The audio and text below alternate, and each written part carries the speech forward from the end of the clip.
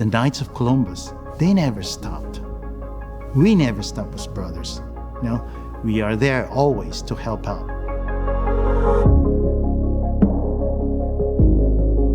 My name is Father John Grace. I'm an Augustinian priest, but I have been involved with the Knights since the year 2000. First thing I was asked to do is to become a chaplain to the Knights of Columbus, and I had to ask them, well, who are they? What do they do?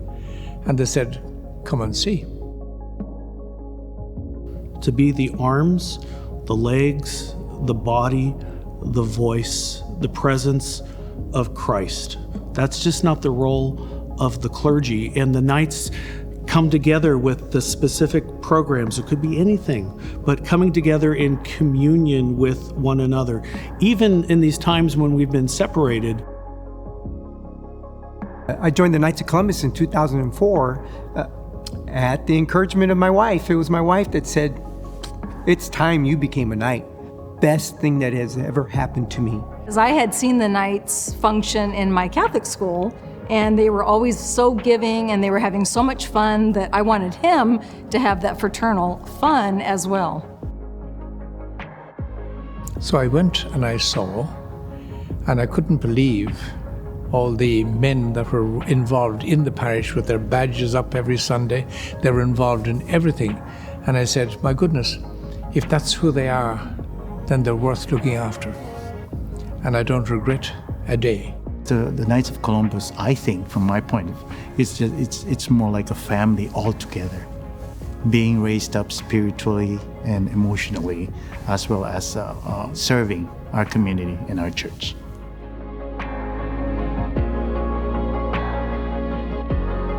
It's just not an organization for the Catholic gentlemen, but it is a family organization in the sense that not only the wives are involved, but the children as well. Oh, the year that we have all had, right? I choose to look forward, and we all know the damage that the pandemic has done.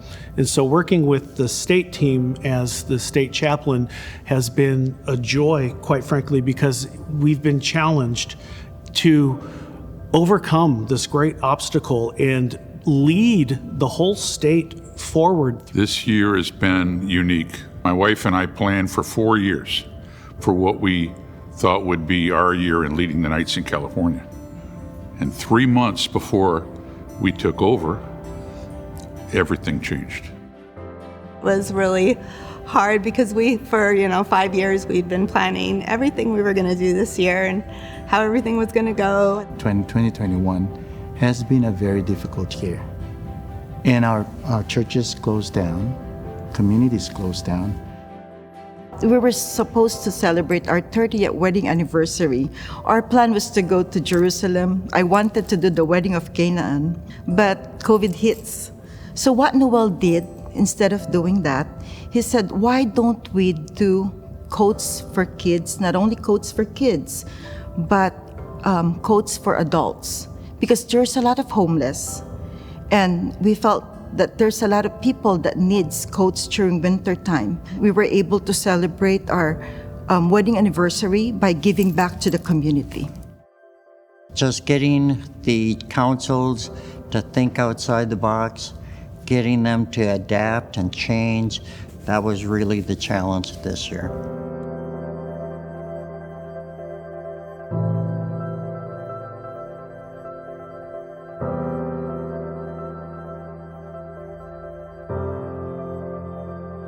My forte is always talking to people, looking at people like I'm looking at you, and talking to them, communicating.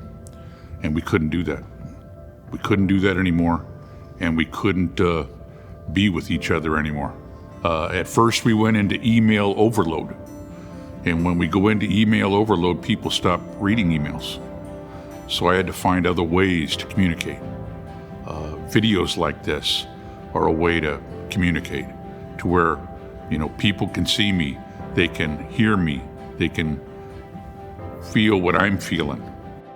We all took the necessary precautions as necessary, but we did not have fear. I didn't have fear. One of the first things that happened, right, we had all shut down. There were people in need of food.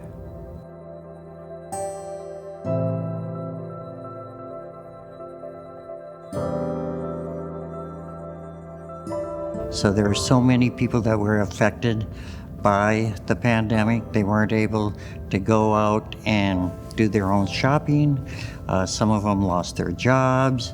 Being able to mobilize help that could go out and do that grocery shopping, provide food for our brothers and sisters that needed help. We went out and did whatever we had to get done. We've tried to figure out ways, and if it doesn't work, then we'll try something different, but not to give up, to keep moving forward, to embrace that cross and carry it with joy, quite frankly, almost to be Simeon, who helped Jesus carry his cross. A very difficult time, but very doable, as well as being able to help people in need. Who's there? Who's the lectors? Who are the Eucharistic ministers? Who are the ushers? Who are all of those individuals? Who are sanitizing the pews? Brother Knights and their families. Making sure the canopies don't fly away in the wind. Making sure that the seats are sanitized. Taking temperatures. It's just so fulfilling to watch them embrace this. They know when I'm tired, and they just come up and say, Father, what can we do for you?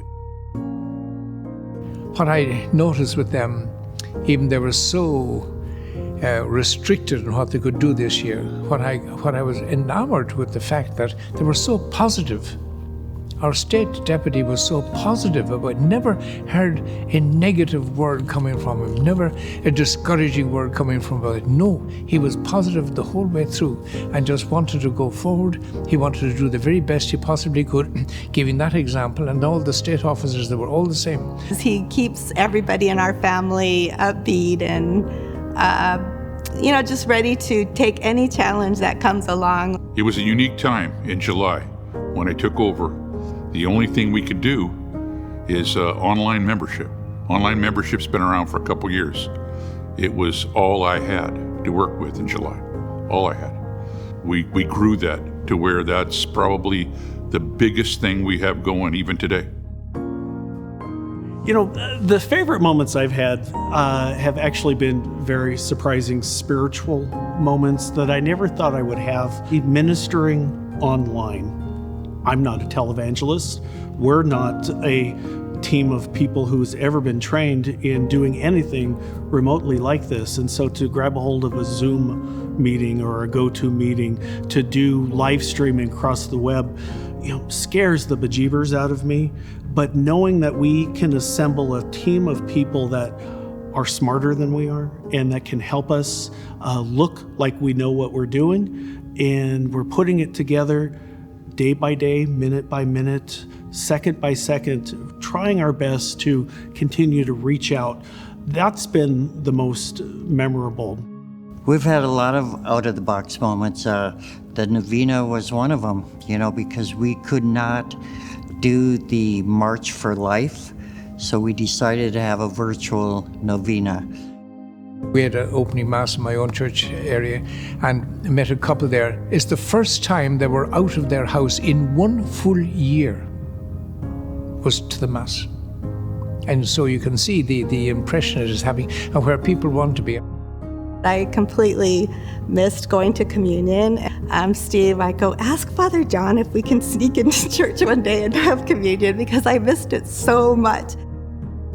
That's going to be the biggest challenge of bringing people back together and allowing people to be part of that communion experience once again. And the nights provide those opportunities. With God's blessings and also with the support of the Knights of Columbus, hopefully that I would become the state deputy in the coming Columbian year. The theme that we would like to raise up to everyone, to the Brother Knights, is that we shall rise again.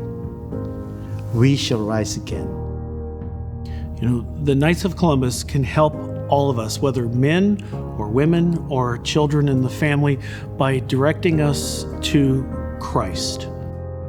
building stronger councils, building stronger families, and building stronger communities through the Knights of Columbus. We will be an inspiration to most people, and then we will be able to bring back people in the church and then inspire more people to join the organization. The question is, why should someone be a Knight of Columbus in this day and age? And perhaps it's good to turn it around and say, why shouldn't they? When you join a council, you automatically have 60 to 70 brand new Catholic friends. I'm a part of something a whole lot bigger than me, a whole lot bigger than my parish. 'Cause what other organization offers such great opportunity to encounter one's neighbor, to reach out to all corners of the world, quite frankly, as well as dive into the needs of our own backyard? And I don't know how to say it any other way, except it is an awesome journey. Being a knight is twofold. First and foremost, we are Catholics. And then there's the works side. We are hearing the Acts of the Apostles and what they did. They went out, one, they evangelized, and two, they did great works. And that's who our knights are.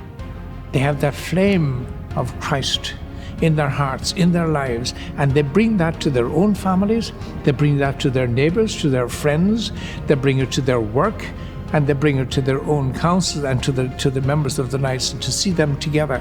You can see that flame of Christ that was in their hearts, in their lives, they bring that to other people.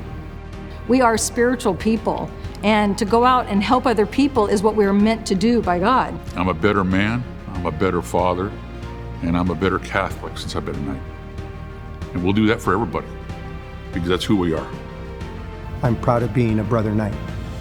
Every day I thank the Knights of Columbus for what they've given me, because they've given me a lot more than I've given them. Join the Knights. You'll love it. That's what we're called to do. We're called to grow. We're called to live and move and rise up to these challenges and live them to its fullest.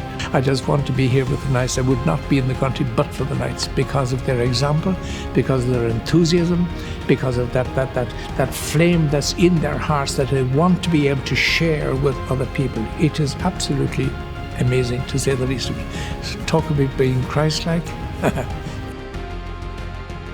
It is time to rise up again. We need to volunteer at our churches, and it's time for us to be on our feet again. We need to rise again.